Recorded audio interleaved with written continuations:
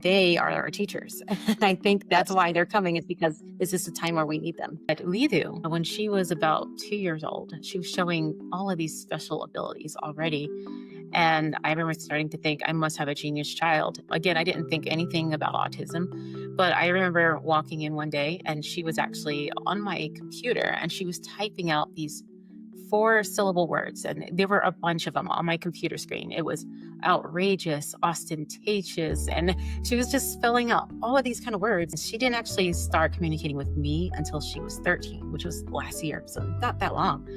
So from 11 to 13, she and I are practicing RPM, this rapid prompting method. So once I started talking to Lidu, I said, Lidu, what other skills do you have? And then the first thing she says is, well, I can discern spirits. And I was like, what? Her entire life, she's always had mentors teaching her and helping her to just be able to keep it together. Those were her words. If it wasn't for them, I couldn't have kept it together. Since she was a little kid, whenever it was getting dark and the household was winding down, Lidu would walk back and forth, and she would pace back and forth in the dark for hours. And I always wondered what she was doing. I thought she was somehow making herself calm down or something. But it turns out she was going to the hill the whole time, and she was meeting these mentors, and she was meeting her friends. So she's had many friends at the hill her whole life. Kids with autism that don't speak, yes, they do have friends. It's just in a way that we had no idea was possible. Lidu says definitely there are these other beings that are not human, that are benevolent, that are communicating with us, and they're trying to help us to evolve.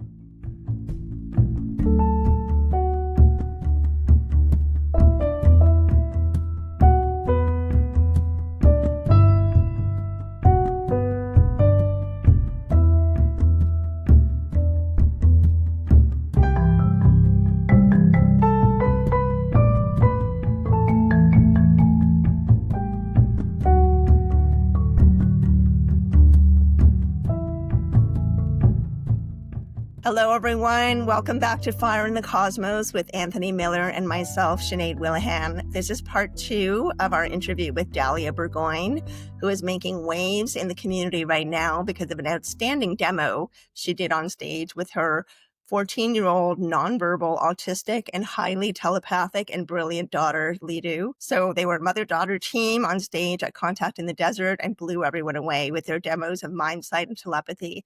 So Dalia is mostly a mother, she would say, but a mother in the most incredible way because she's supporting Lidu's development as a human being in the world and Lidu's development as something of a teacher in the world, a teacher of telepathy and of what autistic people are really capable of doing.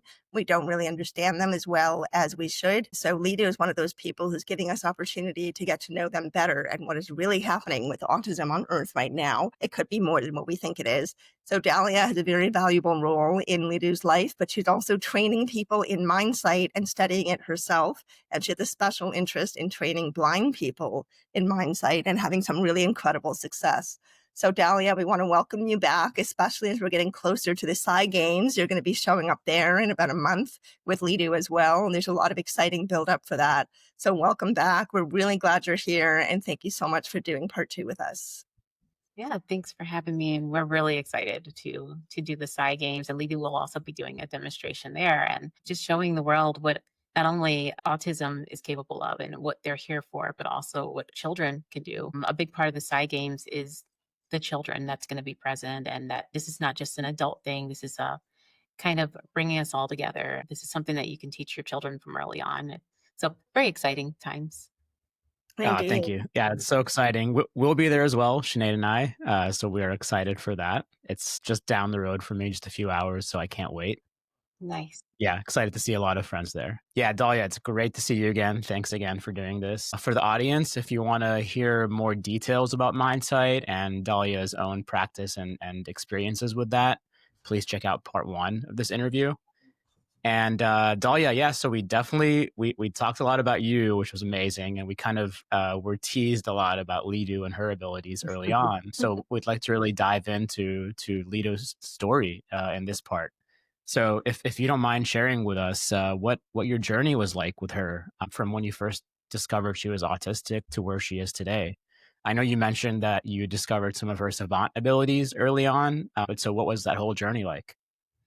Yeah, so Lidu, she was born very early. She was born 3 months early, 27 weeks. And she was in the NICU the entire time. And don't like going too much into that because it's very traumatic for me. It was very sad for me, but I stayed very positive and I knew she was going to be very special. But no part of me thought she might have autism or anything like that, even though they told me very high likelihood of her having autism because of how early she was born.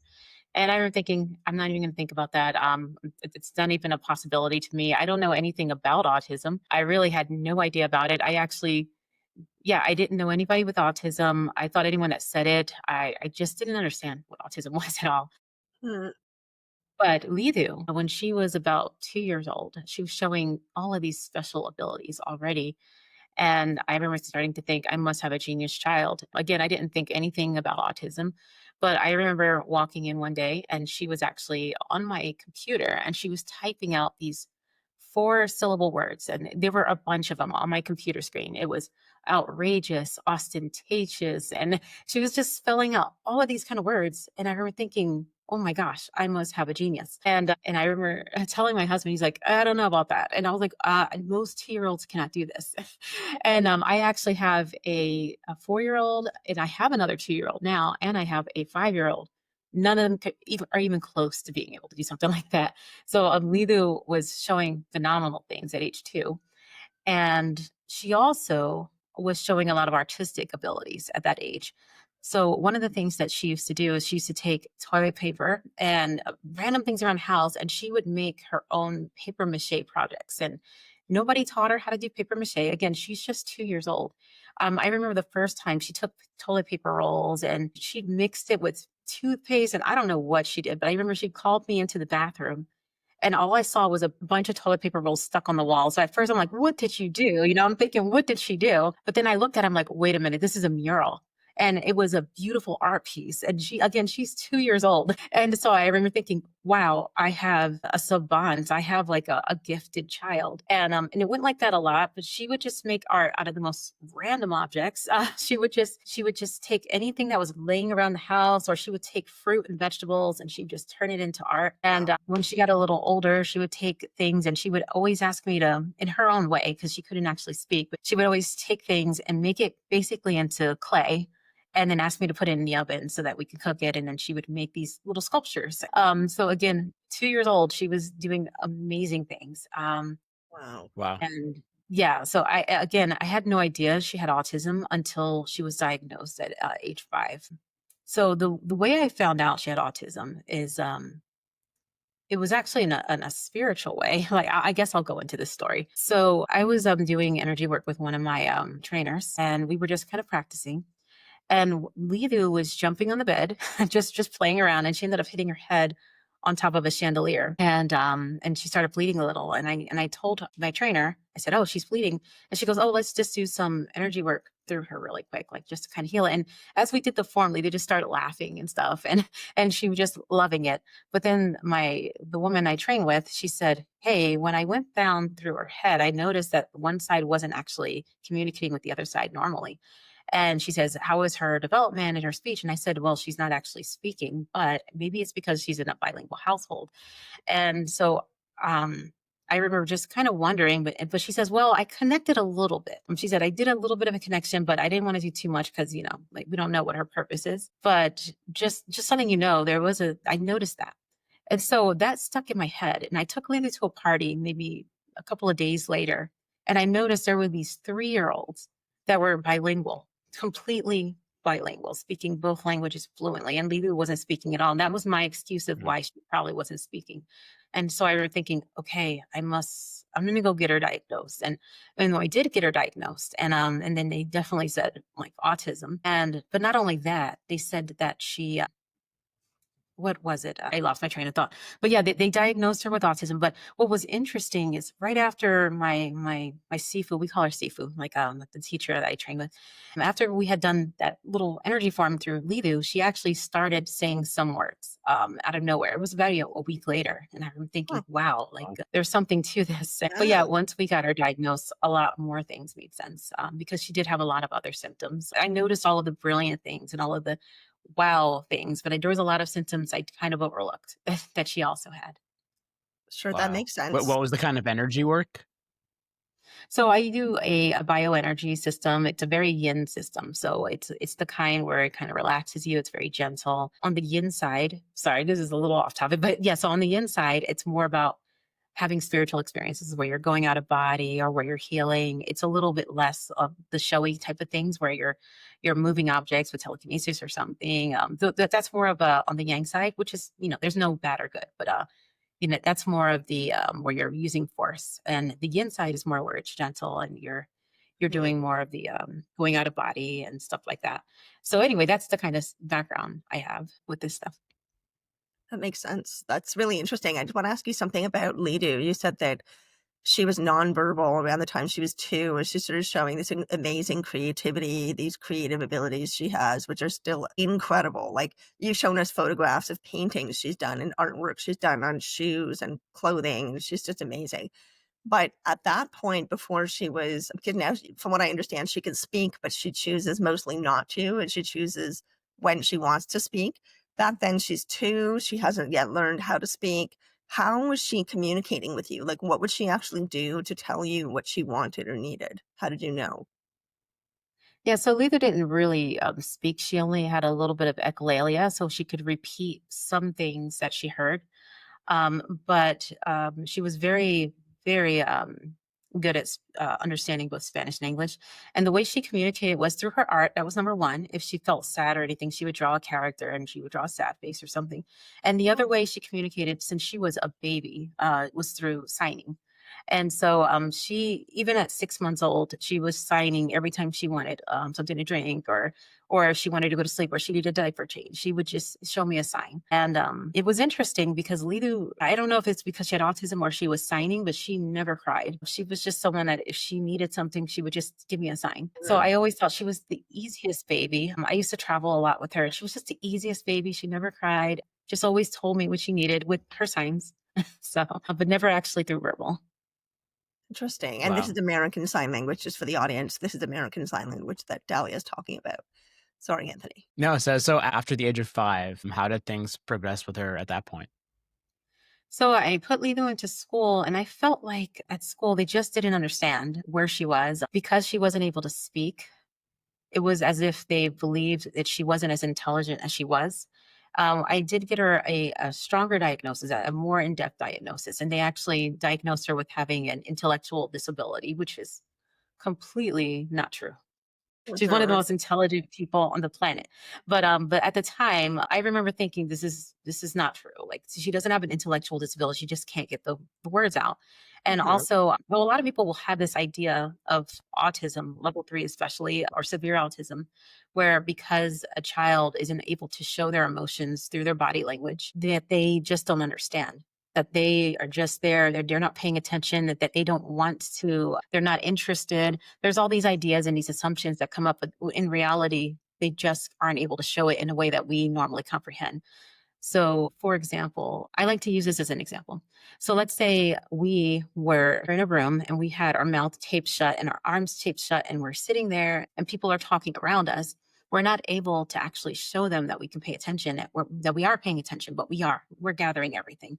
And that's kind of how they are with their body, where they're not able to show with their body that they're paying attention and that they're absorbing everything, but they are. That part of the brain that absorbs and understands and it gets retention is still just as active as ours. The only part that's different is the part that shows communication and shows that they're social, like the same way we are.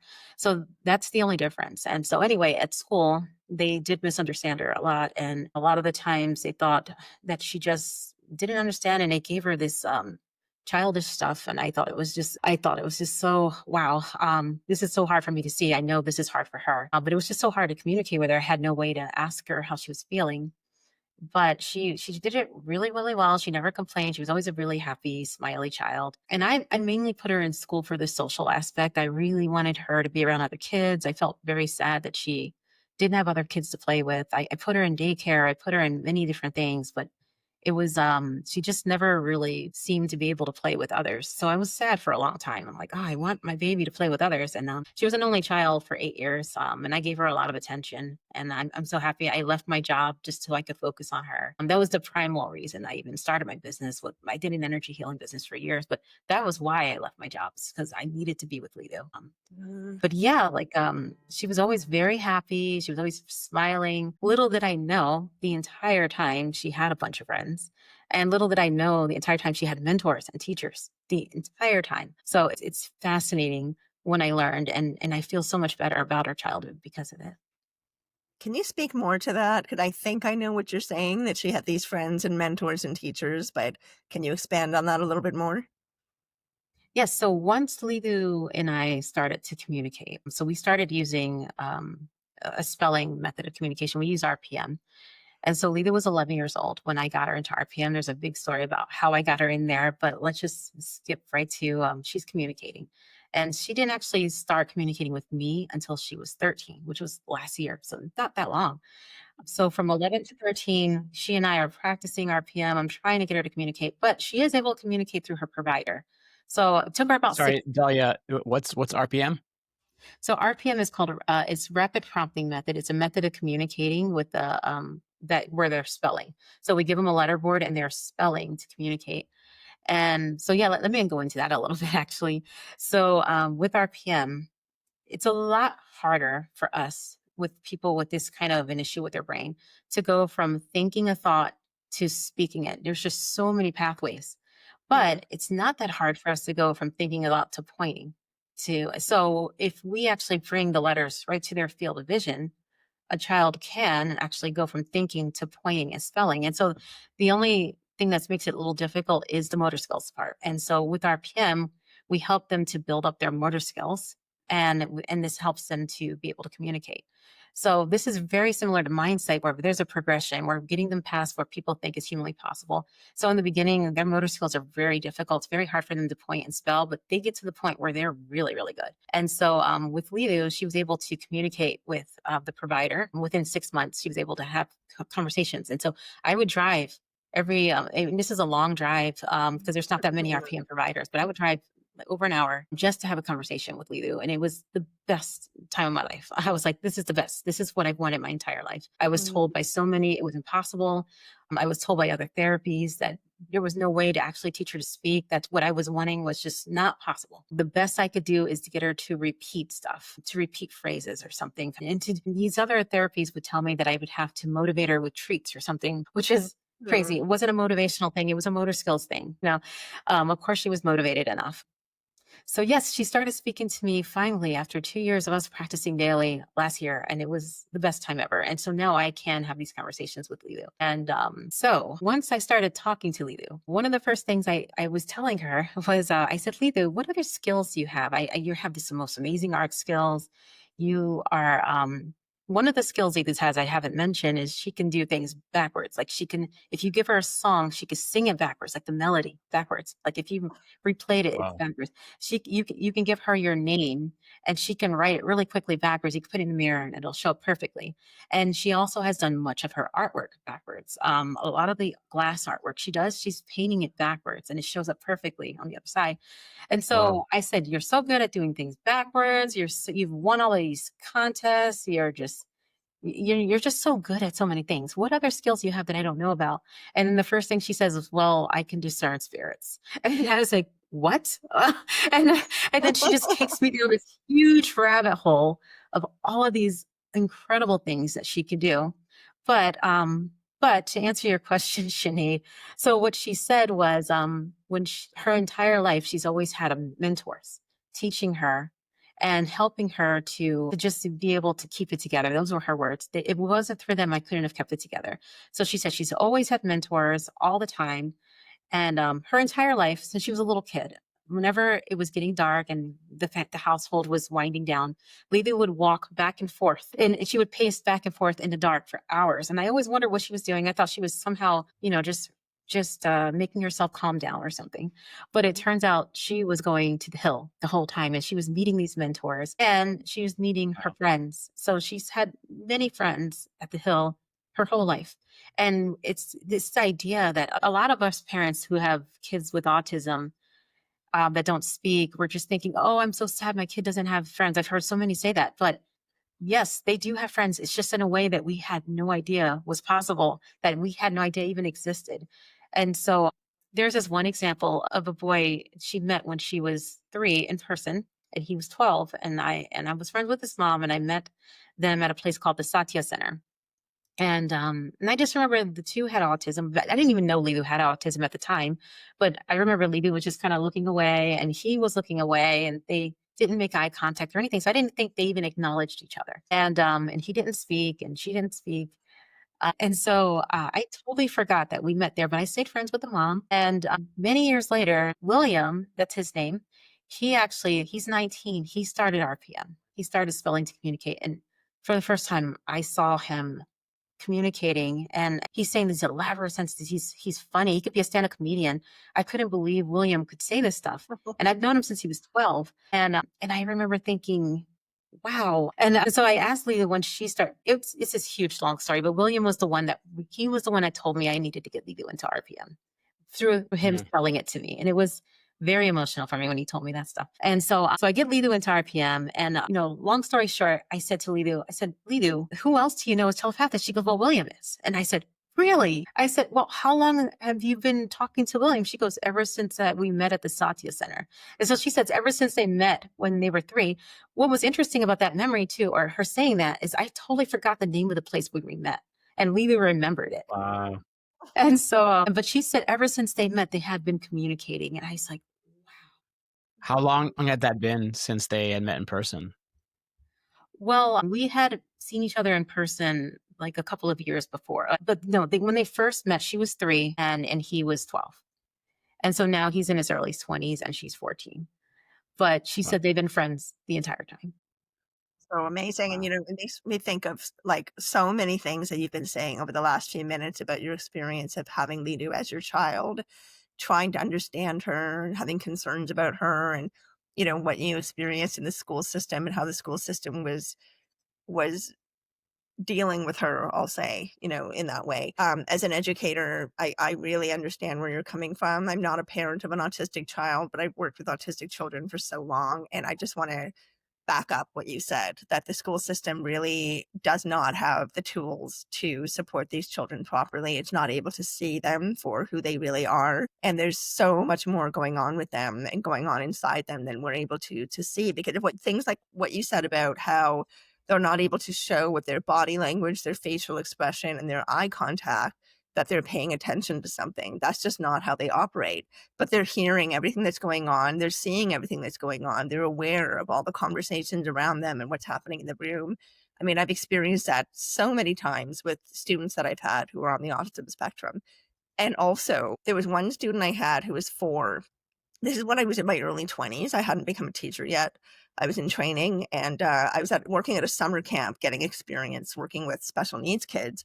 And there's this little girl who was 4 years old, completely nonverbal, very, very, at the time we would say very, very autistic, meaning like really obviously autistic. You could really tell. She was heavily stimming. She was rocking back and forth, no eye contact, obsessed with food, like certain markers that are supposed to be very stereotypical of autism. And I felt like I didn't even know if she was aware that I was there. I worked with her for the entire summer for 2 months. And I really felt like I didn't even know if she knew that I was beside her every day, all day.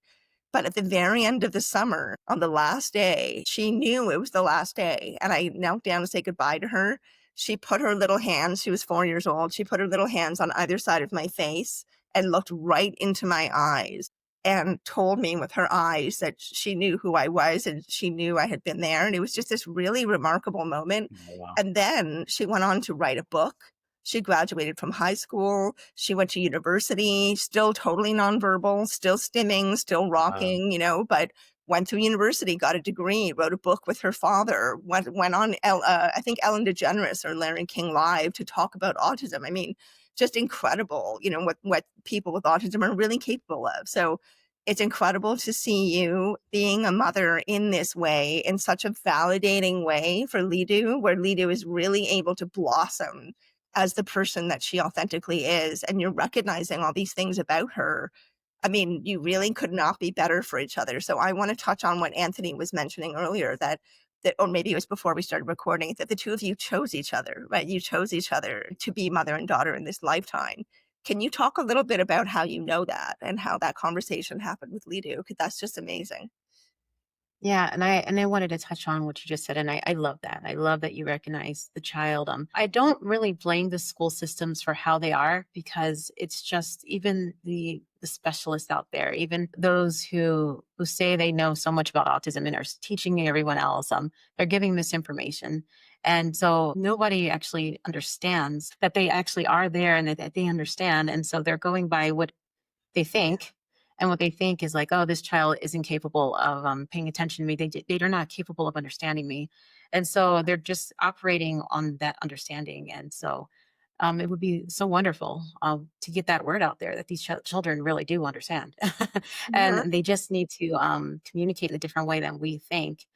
Even parents. And we're also like we're here talking about this from some pretty developed nations. I mean, United States and Canada. So Yeah. there's a whole bunch of the world out there that are far less developed than us that in these topics as well.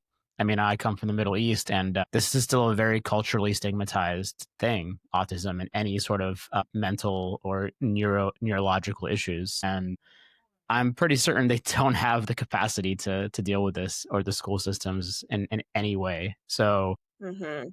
let alone how they're treated in their families and in society. So what you're doing, Dalia, and what those around you are doing, I think, are really changing and breaking paradigms. So And thank you for hopefully that. it'll be, the thing. Hopefully it'll be the foundation for new systems of education, which is what we need to create at this Yes. time as well. Yeah. I would love it to see schools having a way for them to communicate where they are able to spell. And a lot of schools are against them spelling right now because they just don't understand how it works. They don't understand that, you have to build up their motor skills. That's why the letter board has to be kind of positioned in front of them. But you can get the kids past that point where they are independent and completely. But yeah, just giving them a method to be able to spell. But I also am, all of us parents too, we're all guilty of not understanding how incredible our kids were. Like, I knew she was incredible, but I felt so guilty when she first started speaking, even on her first session, because I thought she was saying that, like, she's capable of saying these things. And so I felt so embarrassed because I was talking to her like a 5-year-old, because her body acts like a 5-year-old sometimes, or, at the time it did. Mhm. So I spoke to her like a child. And so once I saw how incredibly intelligent she was, because she was purposely using the most intelligent words, where I had to like look up a dictionary to see what she was saying, because she was purposely trying to say, hey, no, I'm smart. So That. I felt very ashamed. I felt very embarrassed. I was like, I can't believe I talked to her like she was a baby when she's this sophisticated, incredible soul. And so after that, it was an adjustment, but I immediately started speaking to her like she was a 14-year-old after that, or Mhm. sometimes older, like, because I just see her as this incredibly wise soul. Um, and she I mean, just, I don't think you should feel embarrassed or ashamed, and I Yeah. think other parents also, because I mean these are societally and environmentally induced narratives about reality and about those Yeah. around us, and that applies to all these other topics that we touch on this show. I mean, it's what we're taught and what we think we know. So yeah. Mhm. yeah, And I'm Mhm. so happy that she understands, like, because she's so incredible and she can actually understand everything. And she actually knows my background. She actually knows why I was thinking the way I thought. She doesn't knows everything because of her telepathy. And we'll get into the telepathy in a little bit.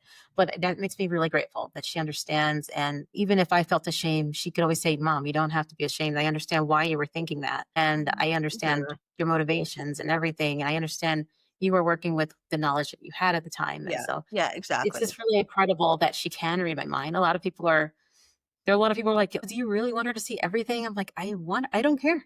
She accepts me and she accepts everything. And, it's fine. Mhm. I have nothing to hide from her. But answering your question earlier. So there was one day I said to Lidu, because I was just blown away. Like, every day she's teaching me these new concepts. Incredible. I thought I had an understanding of a lot of things, but she's really like opened up my world. And my reality is so different now. It's so incredible. But so I asked her one day, I said, why is it that you're my daughter? Like, I've always thought this about her. I thought, how did I get honored to have this amazing child? Even when she was a little kid, I said, how did I get this child? And so she told me that I had told her before we were born, we made a contract. And she said that, the way we build contracts, it's a really detailed system, but I wanted a child that was either going to be a great teacher to the world or was going to be disabled in some way. I wanted a life where I had one of those. And she said she decided to do both. And then I said, is there anything else about that you wanted to tell me? And she says, yes. And she says she specifically chose this disability. And then those were her words, this disability. She specifically chose it to show others like what is possible. It actually reminds me, I don't know if you guys remember, there's a Bible story in the New Testament where there is a guy that was born blind, and Jesus's disciples said, why? They basically touched upon like previous lives in that verse. It was very interesting, but they said, who made it so? Who sinned so that he was born blind? Was it his parents or was it him in a previous life? They basically asked him that, and he said, no. He was born blind so that this moment will be shared, that everyone will see that it could be overcome. And so that's what I kind of feel about Lidu is like she was born with this disability so that she can show the world that it could be overcome. But not only that, I also feel that these kids, they're coming in droves now. And it's not because the world is just so bad and we were poisoning them and all of these different things. There's a lot of different reasons that they're saying there's more autism now. But I think it's just because they are our teachers. I think that's why they're coming, is because this is a time where we need them. Yes. So yeah, that was what Lidu, that to answer your question, going all the way back to your question, that was what Lidu told me. That's why she was my daughter. That's amazing. And That's I amazing. love that you said that, they're here to be our teachers, because I know there's a few people in the field who I've met, including Dr. Diane Hennacy Powell, who believe, like I do, like I'm sure the two of you do as well, because we're all thinking about human consciousness, right? Like as an underlay of our reality, the foundation perhaps to all of this, that, it can't just be because of toxicity in the air that suddenly, or whatever it is, like you were saying, that all these people with autism are now being born. I mean, the rates of birth for autism are astronomically high. And it seems so much more like, and this is what Diane believes and other people, that it's a form of evolution, of human evolution, that this is a place that we need to get to, right? We need to get more out of our left brains into our senses, into our understanding of what else is around us and the other realities that are around us. Touching on that, I wanted to ask you to talk a little bit more about Lidu's experience of the Hill, because the Hill is one of the most fascinating aspects of the telepathy tapes. And I know that there was someone that you mentioned in part one, forgive me, I'm forgetting right now, who knew about the Hill, has been to the Hill, is an adult, is not a person with autism from what I remember, and has been to the Hill. And I didn't even know that was possible until you said that. I thought that it was only these kids that were able to go there. So can you talk a little bit more about who gets to go to the Hill? What is it like there? Like what happens there? And Dalia actually mentioned that before we recorded part one. So that was not in the recording. So, and then also like, what is the Hill for those who have not seen the telepathy tapes? Yeah, so my first experience hearing about the Hill, I had already known before the telepathy tapes came out that Lidu was telepathic, and she actually was doing readings for some of my friends, like angels. She was telling them what their angels was telling them. And they were very incredible readings where these angels were telling them things that only the person would know. And she was mentioning names, and I was just blown away. I'm like, I cannot believe that this kind of ability even exists. This is like TV stuff that you don't think is real, and where you can tell someone their names and people in their past and say stuff that only they understand. And so I remember there was a couple times where Lidu felt called and she wanted to tell someone a message. And so I was on a call with a friend, and this friend had listened to some of the telepathy tapes and I hadn't listened yet. And she said, Lidu, do you know about the Hill? And Lidu says, yes, the Hill is a very real place that I often frequent. And I said, okay, Lidu, you're going to have to tell me about this Hill. What are you talking about? And so Lidu was telling me that, when she would walk every day, that pacing she would do back and forth, she was going to the Hill. And Lidu doesn't actually have to like do a meditation or lay down or anything. She just needs to walk and relax herself. And so at the Hill, there's just so much I can go into. But basically, it is a place where anybody can go that is able to be telepathic. She calls people that use their telepathic abilities eavesdroppers. And so anyone that, because she says 99% of us are telepathic. Everyone on this call right now is telepathic. We're just not eavesdropping. So, and we're just not using it, but we can. And so once you get to the point where you can easily eavesdrop, then you can actually go to the Hill. And she says there are volunteers there. And Lidu is often a volunteer at the Hill where they take you to a teacher and someone that can help you. The Hill is always, some people say, is the Hill guarded? And Lidu says, yes, but you're basically not going to get there if you have ill intentions or anything. And so, yes, a person can go there. I've heard of several people trying. I haven't been there myself that I know of, but there was a person recently that said that she went to the Hill and she asked to speak with Lidu. And so Lidu gets on a call with her and she says, Lidu, do you recognize me? And Lidu says, yes, I recognize you from your teaching on the Hill. And I remember thinking, and then the woman just responds, what was I teaching? And I remember thinking, wait a minute, what? And like, this is real? And then, and I can't remember what Lidu's response was, but the woman said she was trying to teach a song. And Lidu, she goes, can you sing the song? And Lidu starts singing. And the woman says, that does sound like the song. And then Lidu spells out like a phrase and she goes, yes, that is what the song is about. So she says, Lidu spelled out the meaning of the song. And so I thought that was pretty incredible. I've also had another experience with another person. This happens a lot. This happens so much where I woke up one day and I felt this need to reach out to someone who's actually well known in our field. I don't know if I should say his name, but I guess I won't. I felt the need to reach out to someone and I did. And I said, I don't know why, but I need to ask you if you want to talk to my daughter and interview my daughter. My daughter has telepathy. And he said that he had recently gotten really into the telepathy tapes. And he said just literally 3 days before, he was sending out a telepathic message to the Hill saying, hey, if I can help in any way, here's my name and my number, please reach out. And I just felt this strong need to reach out to him. And so we get on the call with Lidu, and Lidu says that we heard your message and that I was the quickest and I was the fastest method to getting him the communication or, just to getting them to communicate. So it was them that went through me to reach out to him. And this has happened to me a few times where I felt an extremely strong, like I need to do this. I'm supposed to do this. And it's happened a few times and Lidu would say, oh, that was us, and so it happens quite a bit. I love that. So Wow.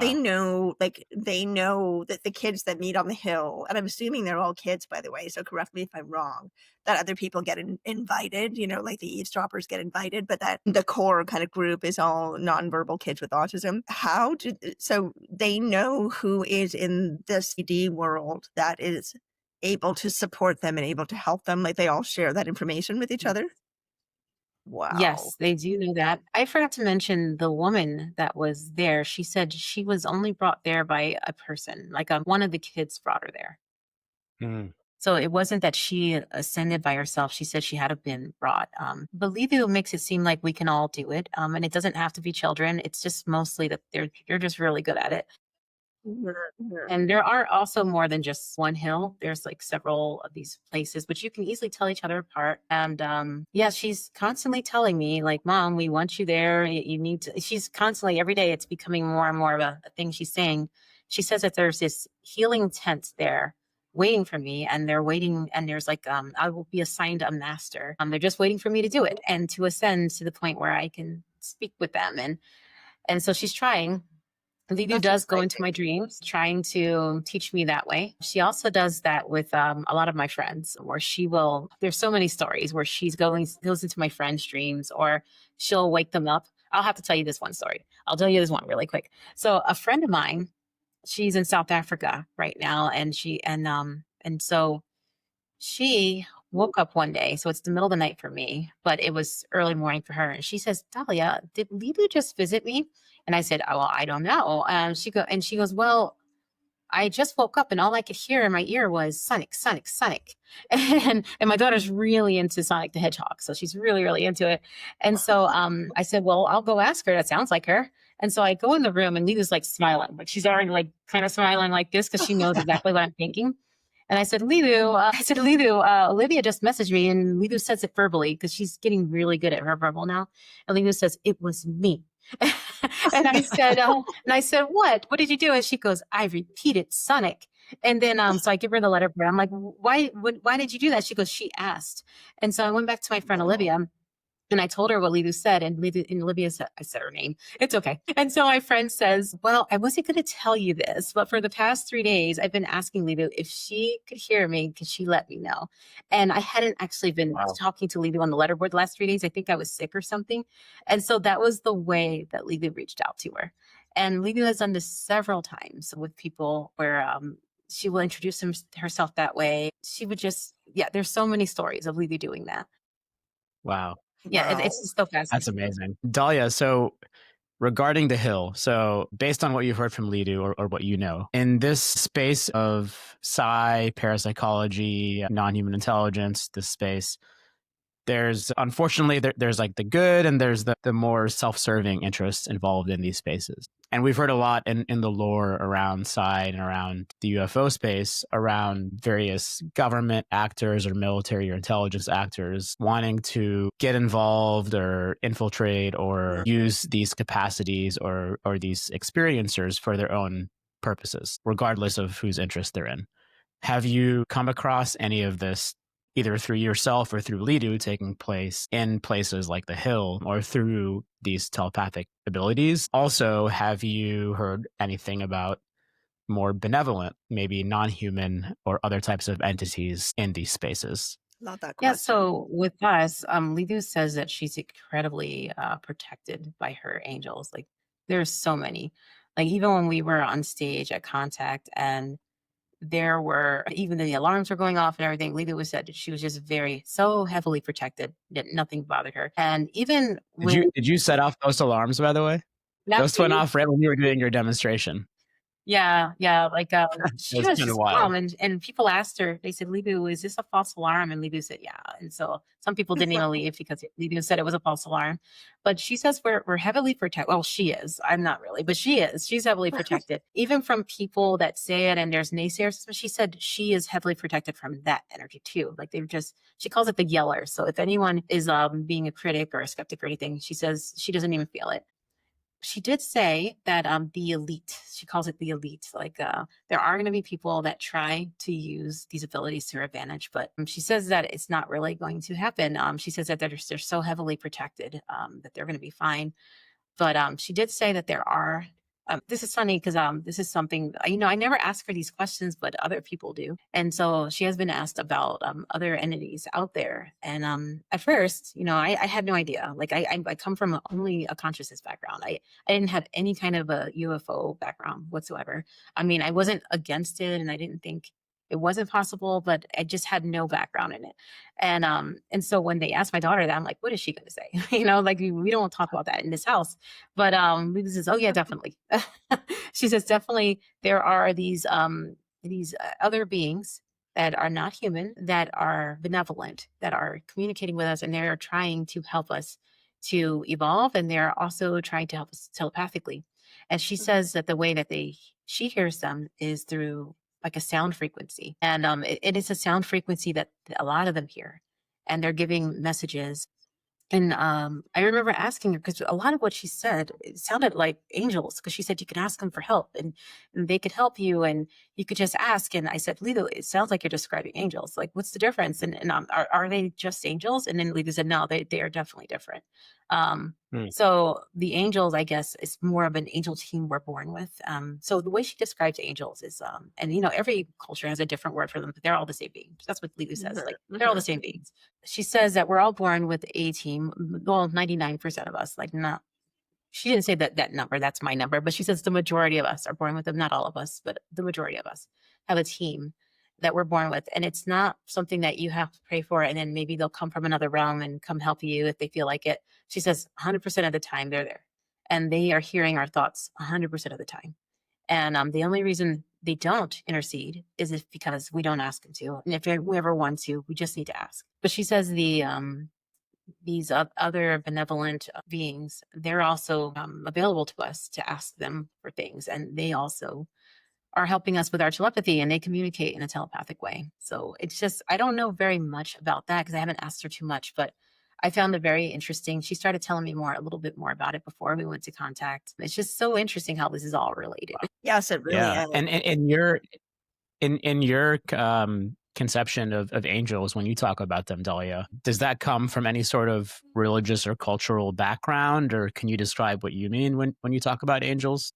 Yeah, so I've actually experienced angels one time when I was doing a lying down meditation. I had this, incredible experience where I saw 7 of them above me. This is before Lidu, before I even knew Lidu could see them all the time. Lidu sees them in real time. She's not like me where I had to do this deep meditation. It happened once in my life. It was incredible. And I saw these 7 light beings above me, and they looked like the typical religious angels. Like they had wings and they had light around them. And and then I got a telepathic message from them. And they said, like, we could just use them at any time, especially for healing. And not only that, we can ask them to go heal someone else.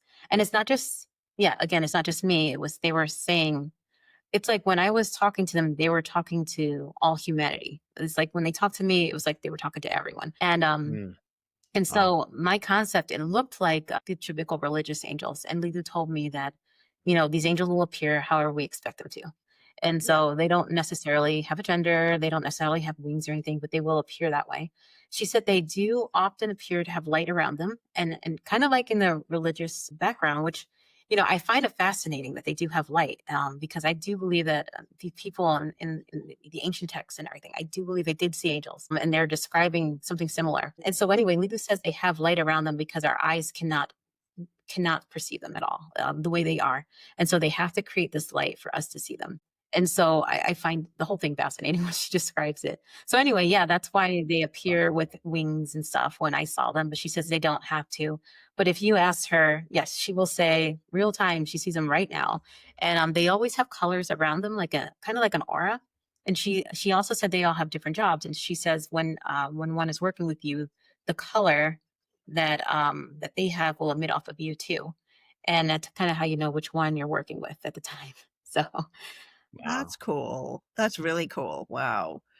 Okay, so we've talked about the hill and angels and telepathy, and I kind of want to take the opportunity to take the record we're playing and flip it to the other side and talk about the more scientific side of this, because I know that you are also, this is moving now from Lidu to you, back to you mostly. You are also very interested in trying to prove as much of this as possible, trying to investigate it at least, right? Maybe not prove it, but investigate it in a way that gives it more authenticity and integrity for people who don't understand that these things are real, because part of our job in this lifetime is getting this information out there, right? And sharing it with other people, legitimizing it. So can you talk to us a little bit about not how you reconcile all these unusual experiences that you've always had, that leaders always had, but how does it tie into the science side of things? Where are you at with all of that right now? yeah, so when I think about science, I like science. I like being able to explain things in a way our rational mind will understand. And so today,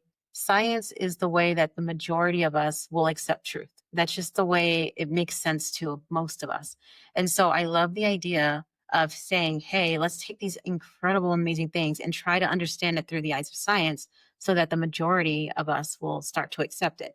A lot of people won't accept something unless it comes through the guise of science. And so what I love is, Lidu and I are working with a lot of scientists, and I just absolutely love just showing them what we can do where we currently are. We're not having to show some other thing that they're asking us. We can just show them where we currently are. And they're already like, this is way beyond what science knows. Just Lidu and her abilities itself. We've done some experiments under controlled lab settings. Lidu is very much all for this. This is something Lidu very much wants to do. She wants the world to learn at least about telepathy. She says once they learn telepathy and they know it's real, and once it's not questioned, then they're going to start to accept messages, the spiritual messages, the messages that need to come out there. But she says it just starts with telepathy. And so I very much believe that it's going to be very similar to when people didn't believe in microorganisms, and it took science and it took microscopes for us to say, hey, something that we don't actually see exists. And so it's going to come to that part. I very much believe is that we're going to look back and laugh at and how primitive we thought we are for thinking that telepathy wasn't real. Where I'm like, wow, I can't believe people used to think that way. I think that's gonna be very soon, like maybe in a year or so, because there's a lot we're working with, and every day Lidu's proving it, and she's proving that this stuff is real. And it doesn't take very much. It's what it takes to prove it is very easy to Lidu. Just showing that she's thinking of my thoughts and I'm across the room. She can do that. And that's what makes it a little hard for a lot of these kids is the motor skills. And usually a parent has to hold, but Lidu, we've been working so much on her motor skills and progressing. And that's what I specialize in. It's helping people progress beyond what they think is humanly possible. So I did that with the Mindsight, and I'm doing that with Lidu's motor skills. And so because of that, she is capable now to prove that she can do telepathy with me across the room. And the scientists are loving this. Some of them have even cried. I've seen scientists cry. I've seen them like, wow, I can't believe telepathy's real. And, so it's just absolutely phenomenal. And it's the same with the Mindsight. I'm absolutely loving this. Actually, Is why Dalia, yeah. sorry, just before you go into the Mindsight part of it, can you talk a little bit more about how this testing is occurring? Because I think that's important too. Like, what are the qualifications of these scientists? What kind of environment are you in when this testing is happening? How does the testing occur? Yeah, so we are actually working with some top university. We're working with Stanford right now, one of them, what we're working with, and we're working with others too. And we are actually being tested in these environments where there's cameras everywhere. I am going to be at a distance. So we will do right now we're just doing a random word where I'm kind of shaking up a dice and then I'm getting a random word. And then from a distance, Lidu is not only is she saying what the word is accurately, but she's actually verbally, just because we're pushing it and we're showing, hey, Lidu can do really incredible things that most autistic kids can't do because we're just focusing on it every day. She's actually verbally saying the letters. And I actually gave a little bit of a demonstration of that at Contact, where I showed the audience, I said, this is a newer skill for Lidu. This is harder. So what I'm going to do is I'm going to take the letter board away, but I'm going to give her a blank piece of paper just so she has like a little crutch. But this is a blank piece of paper. There's no way I'm actually moving the letters to her or anything. She's just going to touch the letters and she's going to have to speak the word. Because she's touching a blank piece of paper, I don't know what she's touching. I can't just say it into the mic. She's going to have to speak the word. So I showed them that Lidu was able to do it that way. But for these scientists, we're actually doing where I'm actually not even holding a piece of paper now. She can actually do it where I'm across the room and she's holding it herself and she's touching it. So she's proving telepathy and without a shadow of a doubt. And so it's very, very exciting time. It's very, it's super exciting. And then they're wanting to test when you're in this room, you're in a lab or you're in like a room at a university, or like, where are you when all these cameras are around you? Well, like the first test that we did was it's just in a regular room, but there was lots of cameras and there was lots of scientists, like high-end scientists they were skeptical. Like they didn't believe in telepathy at all. And then, so at first they were just looking at us very skeptical, but at the end, first of all, they were just enamored by Lidu. Lidu just wins everybody over. They were just already like in love with Lidu. But they also were very surprised and shocked. And they would go and tell the universities, like, I cannot believe what I just saw. And so, And so now we are testing in the actual universities and under the lab settings. And there's so in a controlled environment. Yes, in a controlled environment. Yes. Cool. Yeah, I know that's important too. And the idea. Yeah. And the idea is to eventually have this come out in like a peer-reviewed journal. Is that the goal? The goal is for it to come out in a peer-reviewed this year. So they're already working on it. They're already very excited. They said it's going to be on the front page. It's going to be like this year. So yeah, they're super excited. And so we're working until September. They're hoping to have it out by September.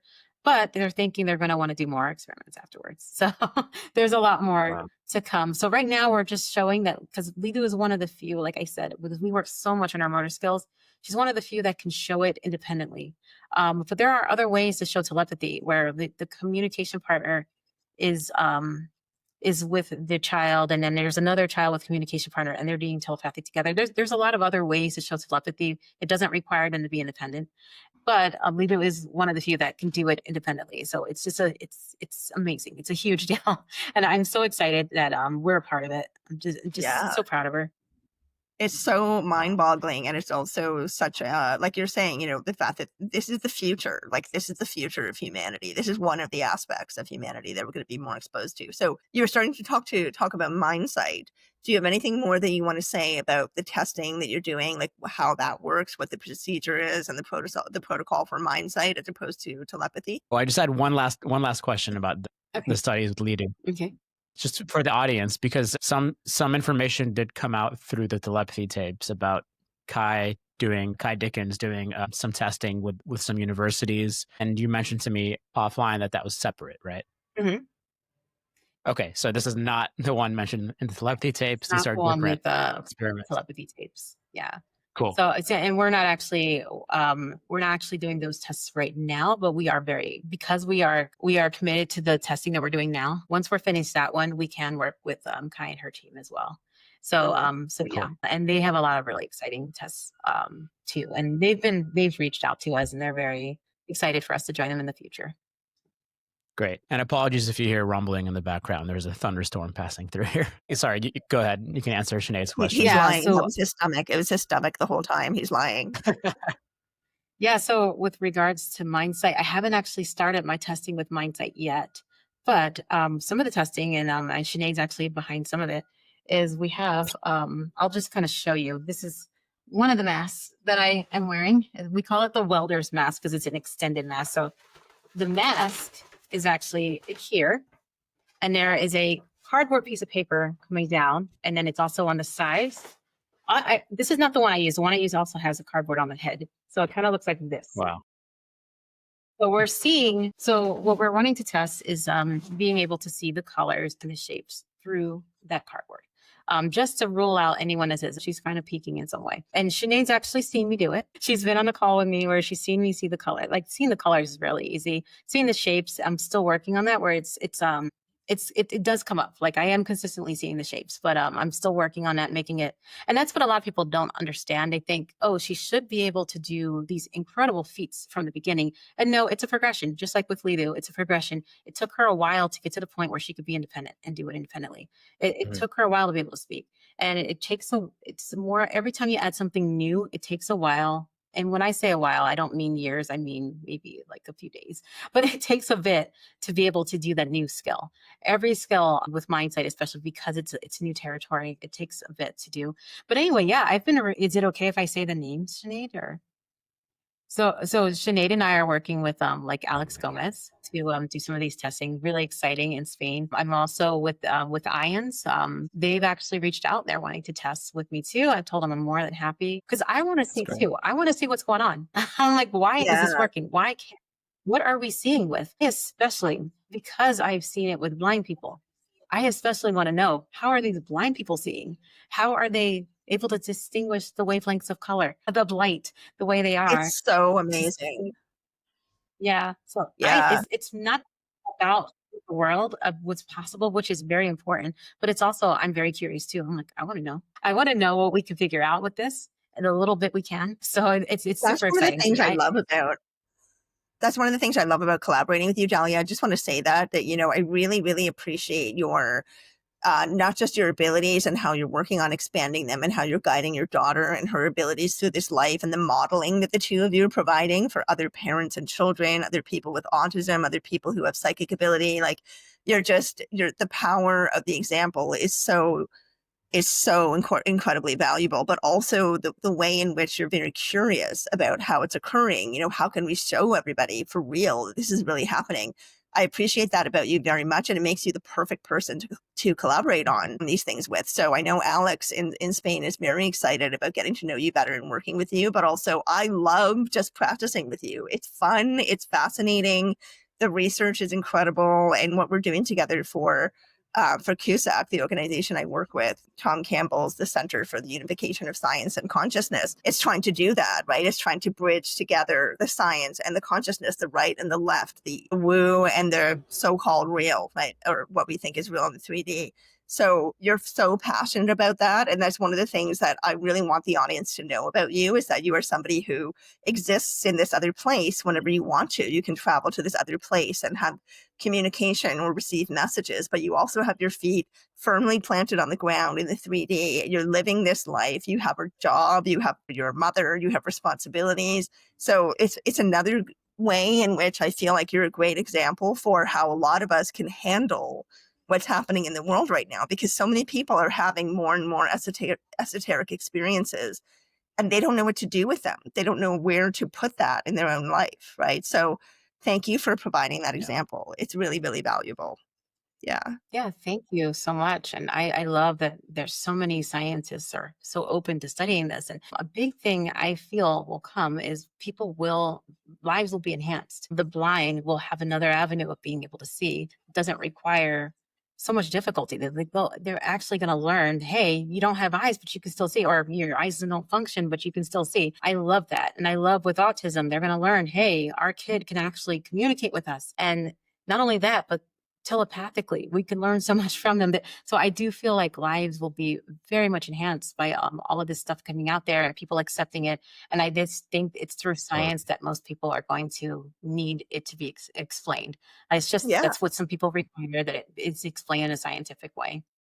But Mhm. I'm game in any way to explain it. It's just so funny though. My life is just, it's so normal for me, but it's very weird for other people to hear some of the stuff I say. Like after this call, I'm going to just go and talk to Lidu and I'm going to say, hey, Lidu, what'd you think of the call? That's all I have to say. I don't have to tell her about it. Some people will say, hey, did you tell Lidu about me? And I'll say, I didn't need to tell her about you. She knows you. She knows you because I know you. So I don't have to introduce Lidu to people. There are times when Lidu needs to just wind down. I'll say, Lidu, go ahead, go talk to your friends. And what I'm saying is go to the hill. And, so go ahead and she'll just go. And instead of her getting on the phone or something, she's just walking back and forth and talking to her friends on the hill. And that's just our life. It's just, but it's so fascinating. Like being able to have that connection with Lidu, where if I read a book or if I watch a movie, I could just talk to her about it. And it's so great. I love it. I hope so. Wow. This should be our new I wanted to ask you. I wanted to ask you. So, regarding like how this can be a form of evolution for humanity, can you touch a bit more on that? Like, what beyond beyond us hopefully treating people with these capacities better and learning these capacities ourselves, what will this mean for how we relate with one another? What will it mean for all the problems taking place around the world today? What will it mean for our future? Yeah. So according to Lidu, if we're doing telepathy, there is no way you can hide things from each other and lie to each other and try and miscommunication.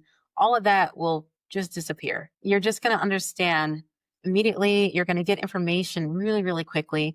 For Lidu, it's so hard for her to have to slow down her thought, this thought that she could tell me in a split second and have to spell it out in a sentence. And it's so slow. But the whole idea of us fighting because of the miscommunications and trying to hold things and trying to just withhold information, all of that would kind of start disappearing with telepathy. The people who want to hold on, they'll just disappear.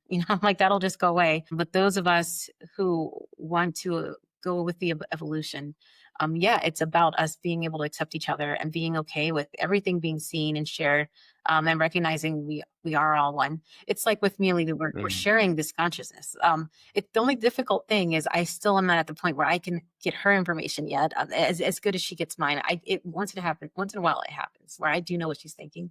It's not all the time like with her, but it'll be so amazing. And she's even told me this, Mom, it's going to be so much easier when you're getting my messages too.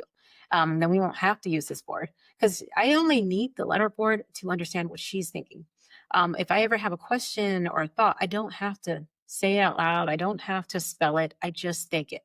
And then if I want the answer, then I'm like, okay, here, Lidu, go ahead and answer my question, please. and so it's just incredible, like having this shared consciousness. Yes. And Lidu loves it too.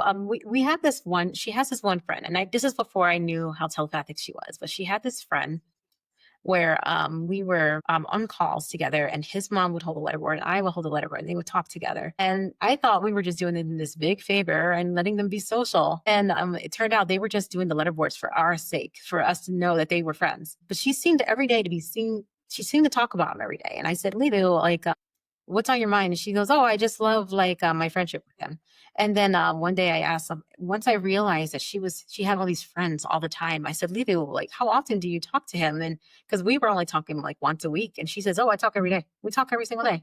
And I was like, what? And I was like, no wonder, like, you guys seem so close. And when we're only talking like once a week.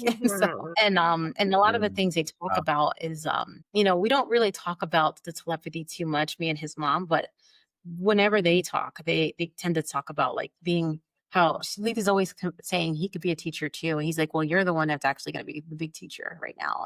And he's always saying stuff like that. Like he knows what Lidu's doing without us telling him. And wow. Yes, so fascinating seeing this world where, where it gives you. Yeah, you can have these connections and intimacy without having to be there in person. and having to communicate with our voice or anything. It gives you It's hope just for so the incredible. future. It gives you hope for Mhm. the future. Like, it really does. It makes me feel hopeful for the future. And I mean, I know I've heard a couple of people say, like, oh, if telepathy became a thing, I don't know. Like, I don't want to be around anybody who thinks really negative thoughts and is really violent. And, I don't want to know all of that. But the thing is, I think that, I mean, I'm curious what you would think of this. My own theory is that over time, we would evolve, right? In how sophisticated we are with technology, or sorry, telepathy, not technology, telepathy, and that it would also be a way in which we would all kind of be forced to accept more responsibility and accountability for who we are, how we think, how we feel, what we're putting out into the world, because it's going to be transparent to everybody else. So it seems like, it'll push us to have to take more ownership of what kind of human we are.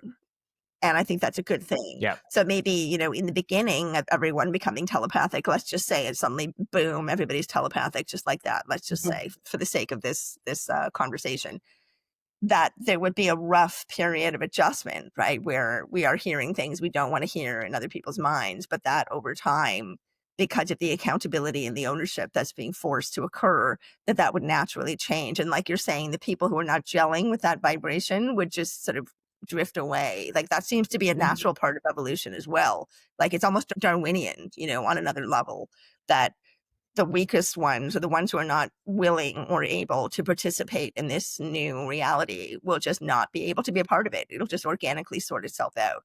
So what do you think of that idea that, eventually telepathy becomes a thing? There might be a rough period of adjustment, and then, there's a whole other more ethical way of communicating with each other, which some people may Yeah. say is a bit idealistic. But what do you think about all of that?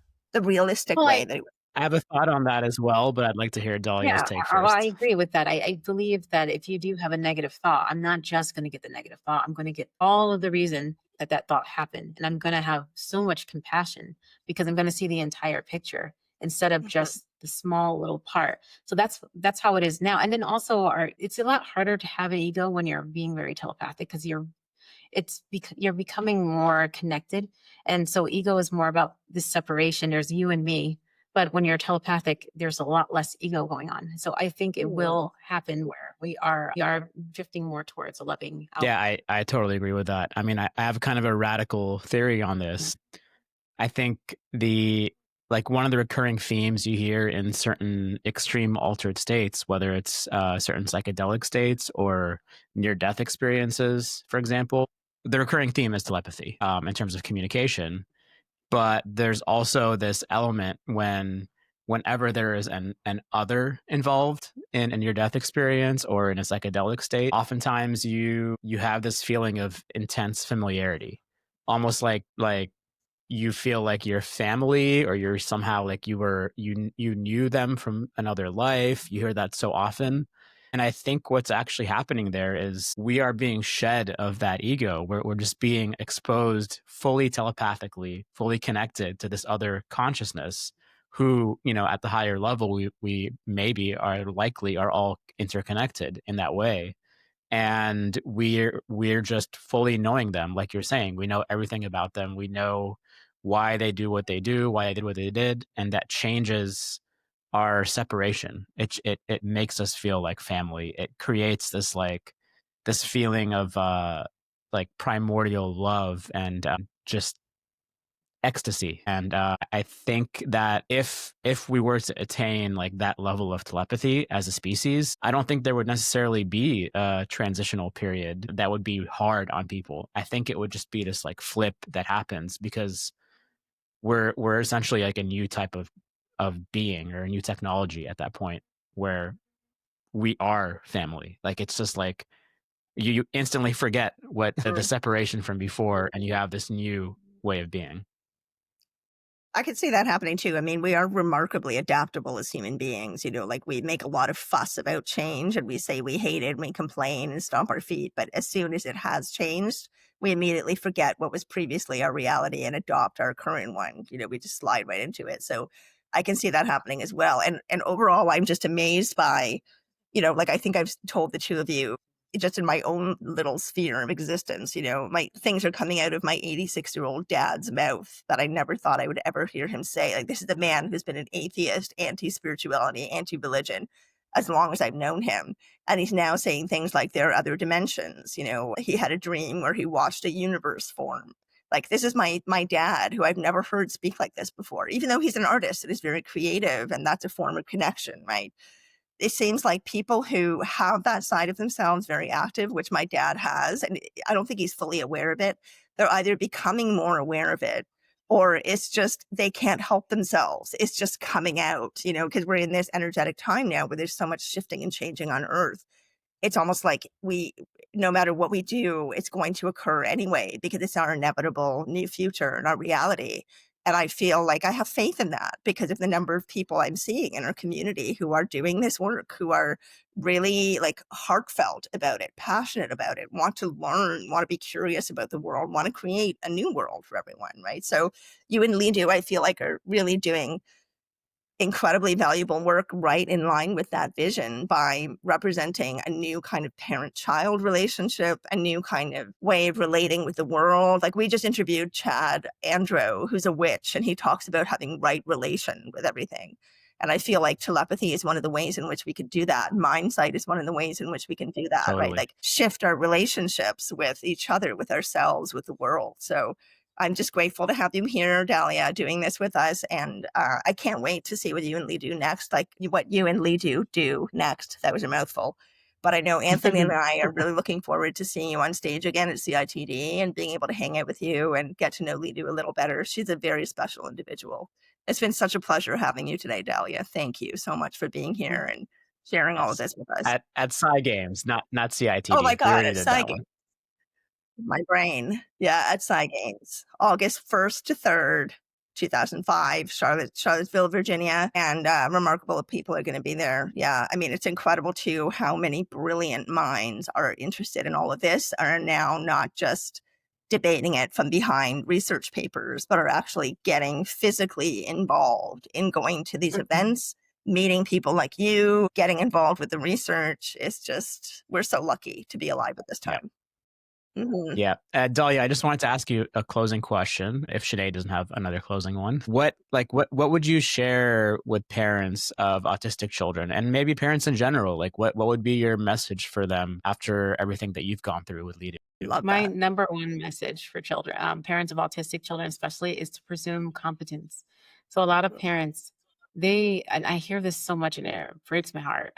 They'll say they just don't understand. They're just not paying attention. They just don't get it. And they're saying these things, and they just think they know the child so well. But I'm like, no, the child does understand. Just presuming competence. Just presume the reason they can't tell you something is because of a motor skill or because they're unable to initiate. And you just need to find a way to get them to be able to communicate with you. So yeah, just presuming confidence, presuming that they are as intelligent as their age or even more, because they most likely are. It is very unlikely that they are a vegetable or not intelligent and unable to understand. And I'm sure that they will really appreciate this. Many of those kids have told me that. Not only do they hear their parents saying these things that are harsh, but they hear it in their thoughts. And they're not getting too hurt by it because they, like I said before, they could hear everything. So they know everything. But still, it's nice for the kid when they actually, once the parent understands that they know that they're there, it really makes the child really, really happy. Like, they've all told me, like, oh, once my parent understood that I was in here, that was a big deal. and so, and it makes them really, really like, finally I'm being seen. And so, yes, my number one thing, presuming confidence and just realizing that they just need to find a way that will communicate, help them to communicate. If they're a severe case of autism and they're a non-speaker, I always highly recommend spelling to communicate. And you can get to the point in the beginning, they are going to need to be helped with their communication, but they will get to the point where they're independent. And it's incredible. It's incredibly life-changing. Every child that I've seen gone through spelling, life-changing. Once they can speak, most of them become valedictorians and they become authors and writers. And Lidu is one of many. She's a big speaker. She's won many national awards. She's won pageants. And it's because she's able to express herself. And so, Mhm. yeah, just putting that out there. These children are absolutely incredible. They are gifts to us. They are not what makes our life hard. They are wonderful gifts that we were given. Love that. That's They absolutely certainly are. beautiful. So beautiful. I mean, it's another way in which we're being taught to look beyond the appearance of someone, Mhm. right? To get to know who they really, really are. And I find the eyes of Lidu and other like students that I've had, their eyes are incredibly expressive. They tell you so much. So even just noticing eye contact and the communication that happens there can be an avenue for people to hear them a little bit more. But anyway, I think that's wonderful advice, Dalia. And, please keep doing that. Like, keep sharing the advice that you have for parents. That's another avenue in which we really do need you, and Lidu as well, and her friends, right? To say, this is what we need, mom and dad. This is what we need, grandma, grandpa. So much more we could talk about. Anthony, I feel like I'm satiated. How about you? Do you need to ask any more questions? Yes. No, this has been so amazing, Dalia. Thank you so much. I just want to say that we are lucky to have you and Lidu in this world and out here talking about these amazing topics and changing worldviews and changing paradigms. Thank you so much to our audience for watching this. Please make sure to check out part 1 if you missed that one. And if not, stay tuned for some of our future interviews coming up this month, where we're going to get a bit more into the scientific side of these psi phenomena as well. Mhm. So thanks again. And please make sure to like and subscribe and follow us and check out our Patreon. And hope to see you next time. Thank you.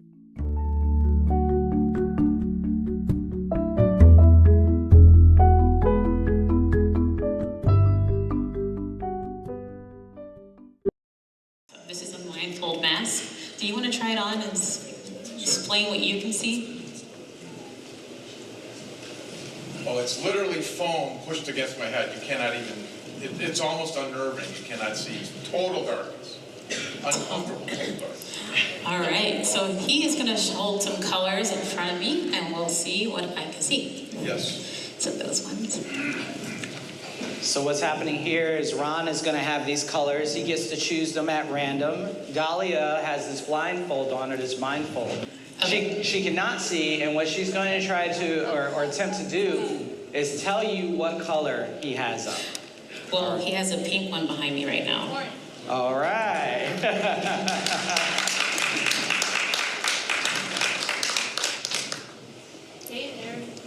Do you have him? Okay, now he has that greenish looking one. Green, yellow, greenish. Yeah, neon yellow. Awesome.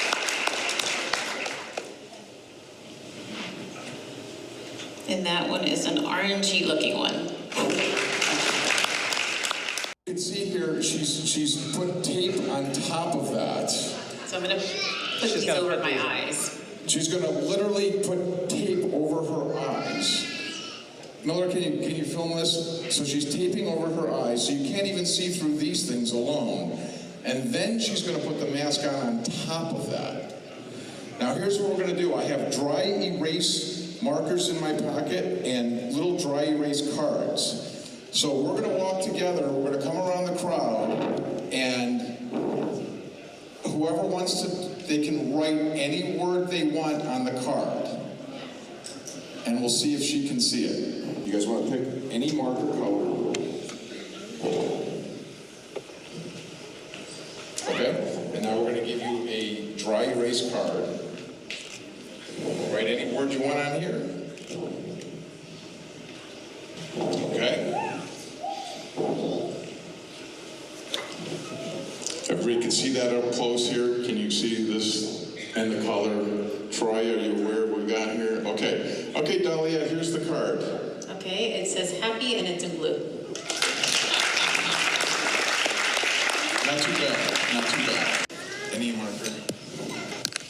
Okay. And now we want to write your word on that card, please.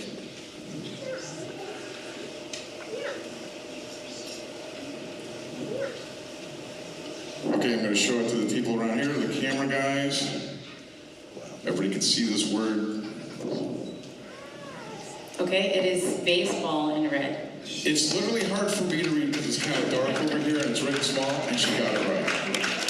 So I've been using blindfold, so that's 2 layers.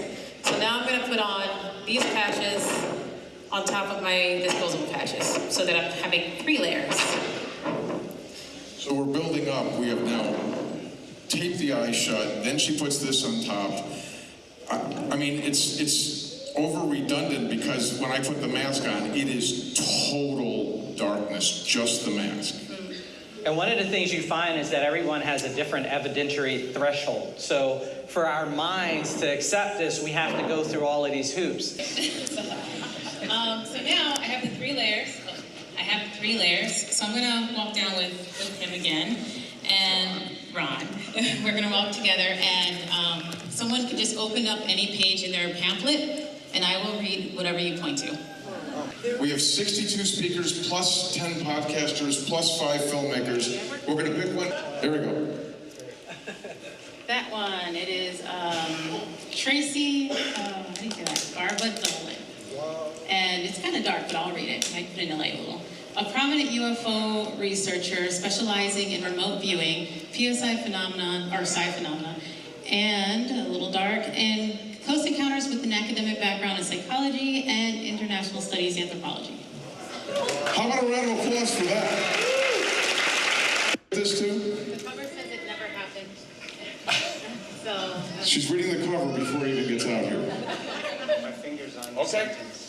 Well, I have to turn it around to read, because you're stepping, yeah, I can do that too, but not right now. Knocking on the truth door, but I can read the smaller print too. In the beginning of the post-WW2 era, there was a sense that the United States was top dog among nations and positioned as the greatest power in the world. And this book is on sale. And this book is on sale at this point. So